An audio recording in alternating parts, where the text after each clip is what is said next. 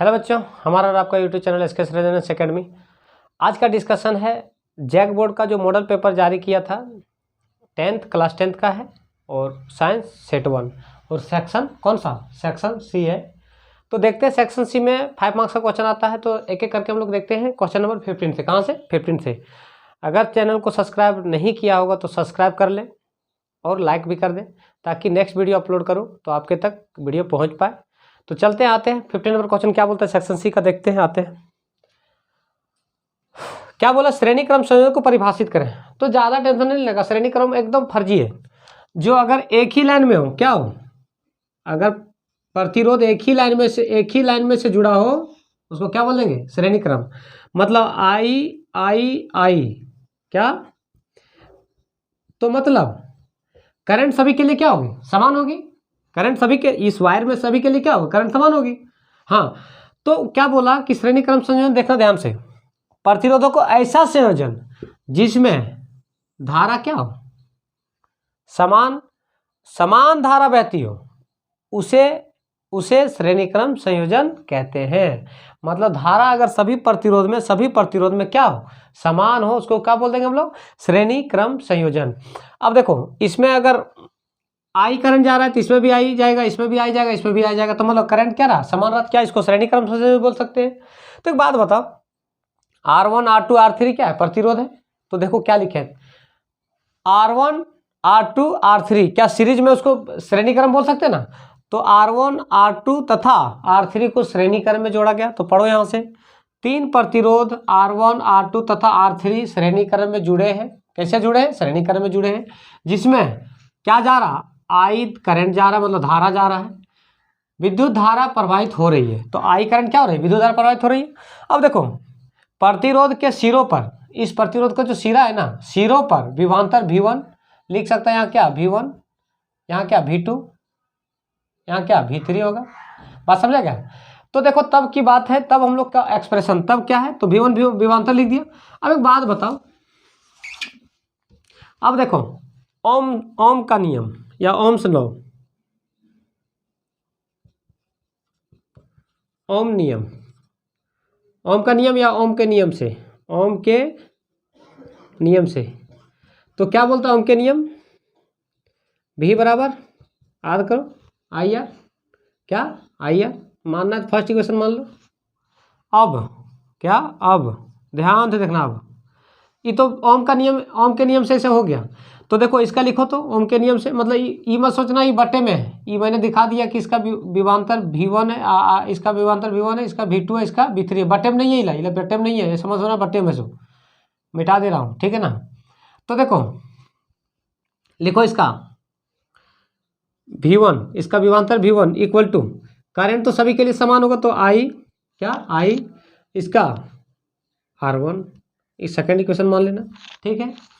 इसके लिए लिखो विभवांतर V2 क्या, करंट सभी के लिए समान तो I, लेकिन इसका कितना क्या हो जाएगा, R2 हो जाएगा। इक्वेशन कौन सा, थर्ड। इक्वेशन 4 यहाँ लिख देता हूँ, इसका लिखो विभवांतर V3, I करंट सभी के लिए सेम, और यहाँ क्या है R3, ठीक है ना। इक्वेशन 4, ठीक है ना, इक्वेशन 4। अब एक बात बताओ, कुल विभवांतर क्या रहे, कुल विभवांतर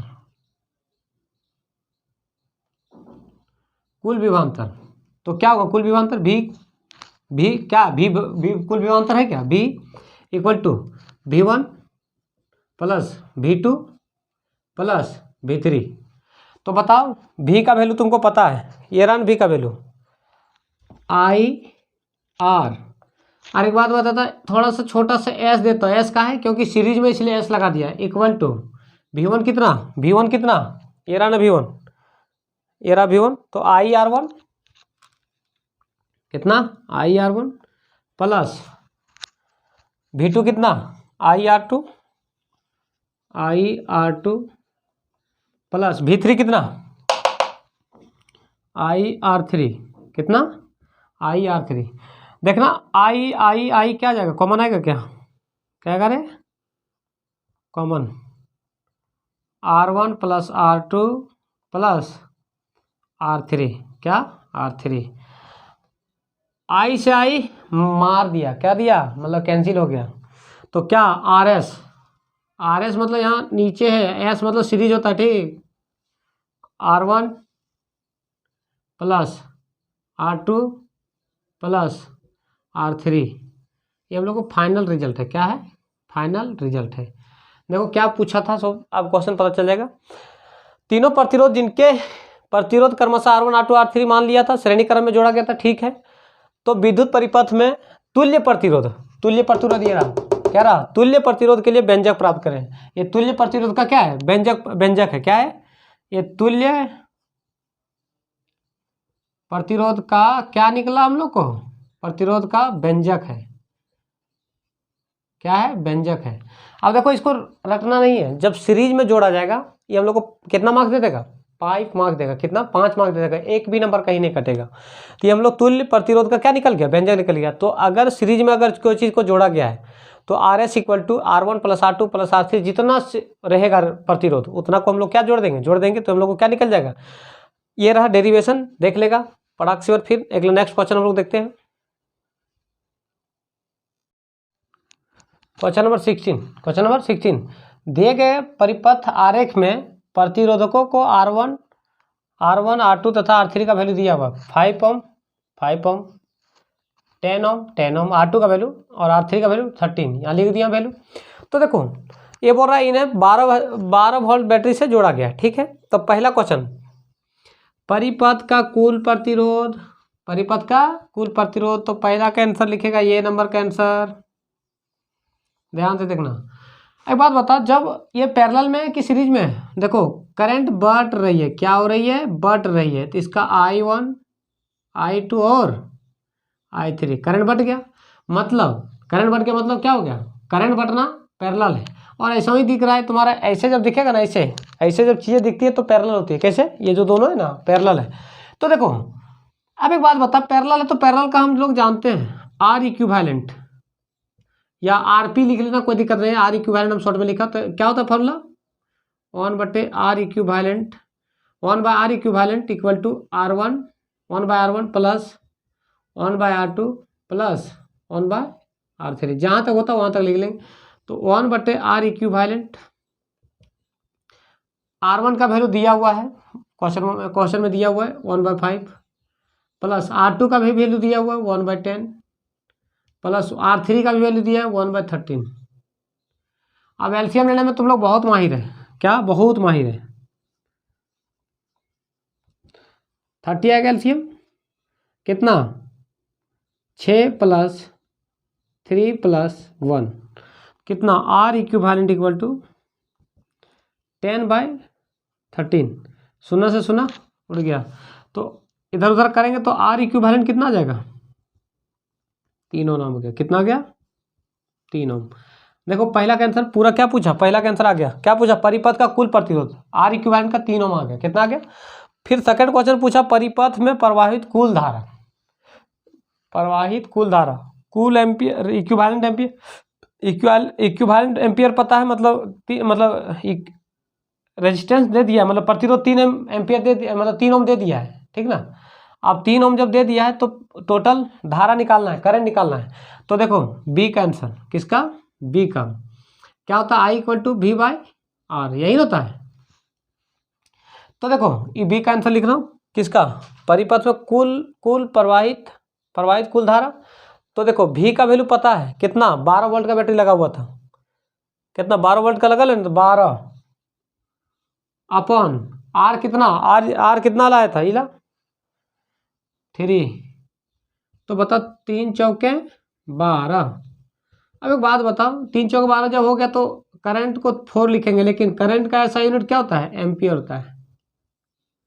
बात समझा ना, समझा, सी का आंसर, बात क्लियर।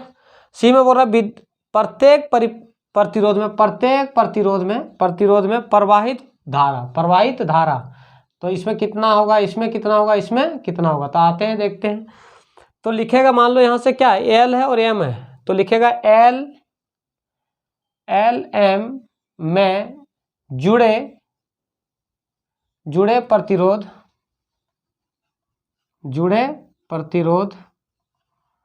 प्रवाहित धारा,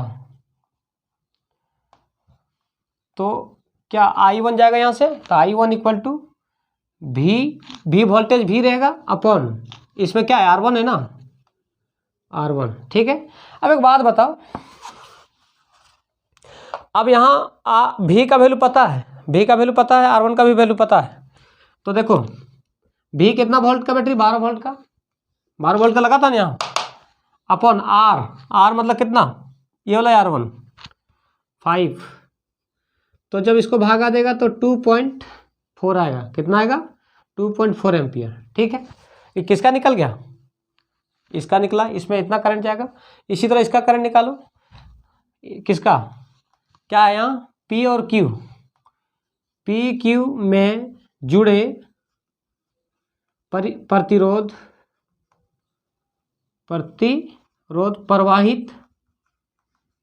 प्रवाहित धारा कितना I2, ठीक है। तो I2 इक्वल टू धारा, I2 इक्वल टू भी वोल्टेज सभी में वोल्टेज भी रहेगा, लेकिन किसके लिए, R2 12 वाट का बैटरी लगा हुआ था, अपन R2 कितना है 10 है, इसको जब भागा देगा तो 1.2 एम्पियर, कितना 1.2 एम्पियर। ये PQ का निकल गया, मैं निकालो PT का, PT ना ST, S है यहाँ पे, S और T, तो लिख देगा, यहाँ लिख देता हूँ, यहाँ नहीं लिखेगा, ST में जुड़े प्रतिरोध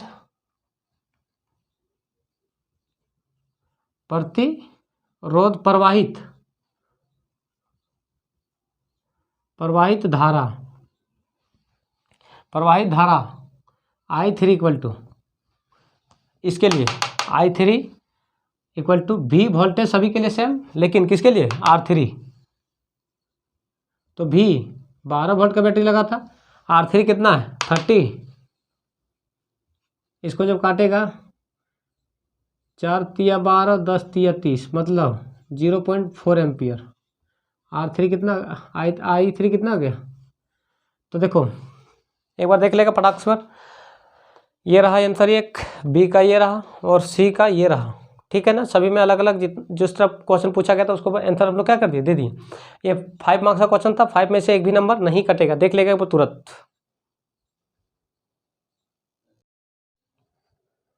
क्वेश्चन नंबर 17, धातु तथा धातु के रासायनिक गुणों के आधार पर अंतर स्पष्ट करें। देखो धातु अधातु को बहुत सारी चीज़ें हम लोग जानते हैं, क्या जानते हैं कि धातु क्या होता है, अधातु क्या होता है, तो इसको छोटा सा हम क्या है कि अभी तो डिस्कशन उतना डिटेल से नहीं करूँगा, क्योंकि अभी एग्जाम के व्यू से थोड़ा सा हम मोटा मोटा डेटा बता दूंगा।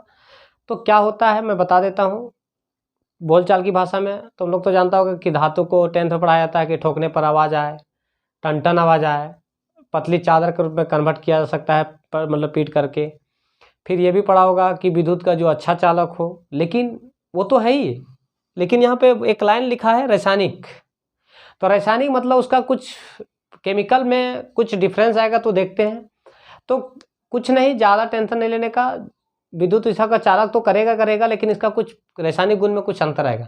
तो देखते हैं एक एक करके देखेंगे।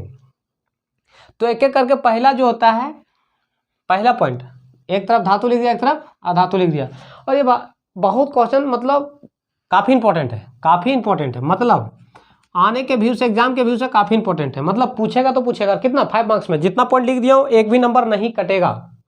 तो देखते हैं एक एक पॉइंट करके देखते हैं बार कैसे। तो एक बात बताओ, धातु जो होता है, मेटल जो होता है, वो हमेशा जो भी ऑक्साइड बनाएगा, चाहे जैसा भी ऑक्साइड बनाएगा, हमेशा क्षारीय होगा। क्षारीय मतलब जैसे कि अम्लीय और क्षारीय पढ़ा होगा, जैसे पीएच का वैल्यू पढ़ा होगा ना एसिड बेस में, वही।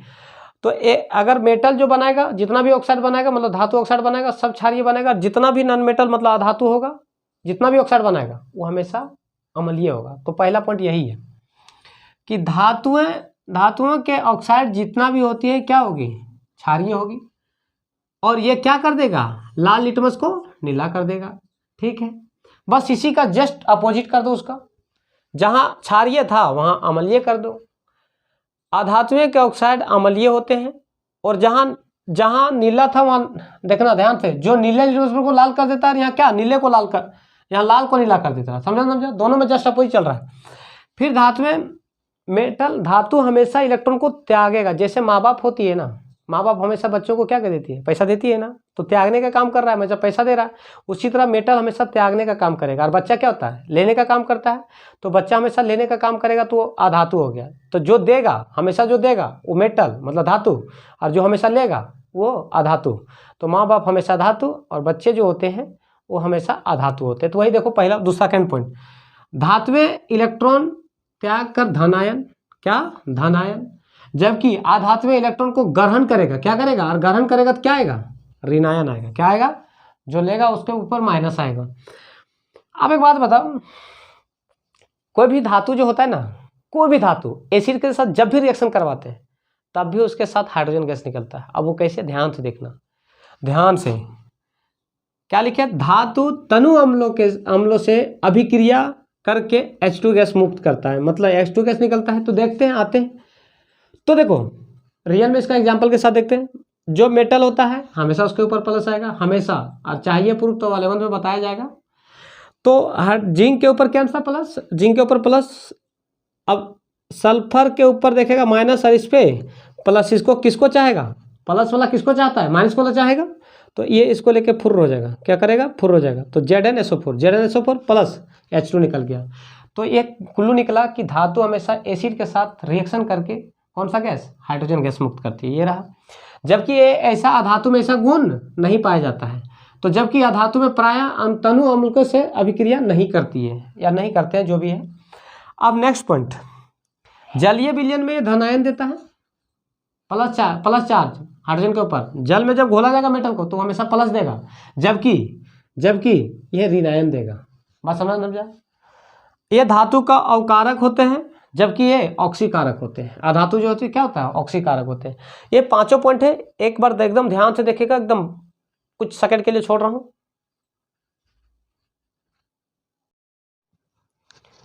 क्वेश्चन नंबर 18, पोषी स्तर क्या है। एक आहार श्रृंखला को उदाहरण दीजिए तथा इनमें विभिन्न पोषी स्तर को बताएं। तो सुनो, पोषी स्तर सुनना ध्यान से। पोषी स्तर को इकोसिस्टम भी कहते हैं इंग्लिश में। अब इकोसिस्टम या पोषी स्तर क्या है, तो मैं पहले डिफिनेशन पढ़ूंगा, उसके बाद समझूंगा।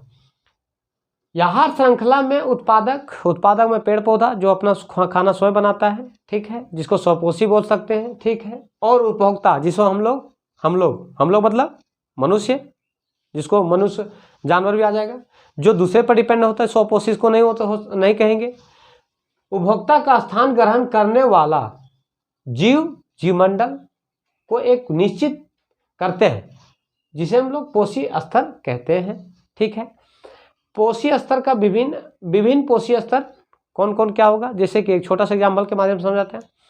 तालाब का जो बड़ी मछली होता है, छोटे को खाता है, मतलब उससे छोटे को खाता है, उससे छोटे मछली जो होता है उससे छोटे को खाता है, और उससे छोटे हो जो होता है उससे छोटे को खाता है, और जो सबसे छोटा होता है वो कीड़े कचड़ों को खाता है। ये जो चेन बन रहा है इसको बोलते हैं पोषी स्तर या इकोसिस्टम। क्या, इकोसिस्टम। ये जनरल जीवन में बहुत देखने को मिल जाएगा। बहुत मनुष्य भी ऐसे हैं जो हम लोग जैसे कि एग्जाम्पल के माध्यम से समझा देता हूँ। देखो कैसे, क्या है, पादप, कीट, मेढक, सार्प और चील। ये पूरा एक देखना कैसे चेन बनेगा, ध्यान से देखना। पादप जो है तो एक स्वपोषी कहलाएगा, जो प्रथम स्वपोषी स्तर है। ये द्वितीय है, ये तृतीय है, ये चतुर्थ है, ये पांचवा है, मतलब पांचवा स्वपोषी स्तर है। अब देखो प्रथम जो है तो स्वपोषी होगा। स्वपोषी क्यों, क्योंकि पादप जो होता है अपना खाना स्वयं बनाता है, खुद बनाता है, तो स्वपोषी होगा।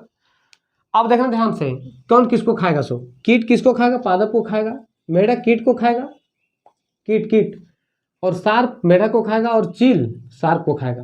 ये देखो पूरा का पूरा क्या बन रहा है, चैन बन रहा है ना, बन रहा है। ये पूरा का पूरा यहाँ से लेकर के यहाँ तक पूरा चैन बन रहा है। इसको बोलते हैं पोषी स्तर का श्रृंखला। क्या बोलेंगे, पोषी, समझा। अब वही चीज को मैंने नीचे लिखा हूँ, क्या लिखा हूँ, ध्यान से देखेगा। ये रटने वाली बात नहीं, यही से तो सब लिखा हुआ है। ऊपर दिए गए खाद्य श्रृंखला में 5 कड़ी है। कितना है, 1 2 3 4 और 1, 5 कड़ी है। कितना कड़ी है, 5 कड़ी है, जिसमें पादप प्रथम पोषी है, जो मैंने पढ़ दिया था पहले। पादप प्रथम पोषी है, ठीक है, पोषी स्तर है, जिससे स्वयंपोषी भी कहते हैं, जो कि हम पहले बोल दिए थे। जो खाना खुद बना है उसको स्वयंपोषी कहते हैं। द्वितीय कौन है? द्वितीय पोषी स्तर में कीट है जो पादप को खा जाता है। किसको? कीट किसको खाएगा? पादप को खाएगा, ठीक है, खा जाता है। तृतीय कौन है? तृतीय मेढक है, जो किसको खाएगा? मेढक किसको खाएगा? तो देखो तृतीय पोषी स्तर में मेढक है जो कीट को खा जाता है, इसको खा जाएगा। सेम उसी तरह चतुर्थ पोषी में कौन आएगा? सार्प आएगा, जो किसको खाएगा? मेढक को खाएगा। पोषी स्तर में सार्प है जो मेढक को खाता है। सार्प किसको खाएगा? मेढक को खाएगा, ठीक है। और पांचवें पोषी स्तर चील है, चील पंछी जो सार्प को खा जाता है। और ये चेन जो बन रहा है इसको हम लोग बोलते हैं पूरे का पूरे कौन सा श्रृंखला, आहार श्रृंखला में उदाहरण तथा इनमें से दे दिया मैंने और विभिन्न का स्तर बता दिया। ये पूरा का पूरा मामला था। ये किसका? पोषी स्तर का था, जिसको इकोसिस्टम भी बोलते हैं। ये 5 मार्क्स का है। बस इसी तरह लिख देना, एक भी नंबर नहीं कटेगा। तो एक बार देख लेगा तुरंत।